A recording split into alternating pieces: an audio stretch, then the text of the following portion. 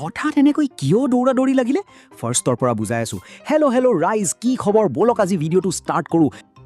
8:30 বাজিল আজি বিয়া আছে যাব ওলালো ভাবিছোঁ লগত মুৰ্গীটো লৈ যাওঁ মোৰ পিছে পিছে দৌৰি থাকে এনেকৈ গাড়ীত আহি ধুনীয়া গছ থকা ঠাই এটা দেখিলোঁ আজিকালিতো গছ নোহোৱা হৈছে ক'ৰবাত তথাপিও আমাৰ ইয়াত পুৰা নেচাৰেল হৈ আছে এনেকৈ পাই গ'লোঁ বিয়া ঘৰ আইফালে পানী তুলিব যাব ৰেডি হৈ গ'ল ইমান খোজকাঢ়িলোঁ ভৰি বিষাই গ'ল ছাগলীকেইটা ভাবিছে কিনো কৰি আছে মানুহে সেইকাৰণে চক খাইছে অলপ বাৰু এনেকৈ পানী তোলা হৈ গ'ল তাৰপিছত বামুণজনে পূজা কৰিলে এনেকৈ 1 ঘণ্টামান চলি থাকিল কইনা গা ধোৱা আহি গ'লোঁ বতৰটো হঠাৎ বেয়া হৈ গ'ল আজি এইফালে গা ধোৱাৰ পিছত মানুহ অহা ষ্টাৰ্ট দিলে ময়ো কামত লাগি গ'লোঁ গধূলি কইনাৰ ভিডিঅ'ছখিনি লৈ ল'লোঁ গধূলি বিশেষ মানুহ নাই সেই চেগতে পোলাও মাংস দবাই দিলোঁ অলপ এনেকৈ ৰাতি 12 বাজিল দৰা এতিয়া আহিলে হঠাৎ কি হ'ল স্কাই শ্বুট এটা চিধা চবৰ গা ফালে গুচি আহিলে ভয়ত চব পলাইছে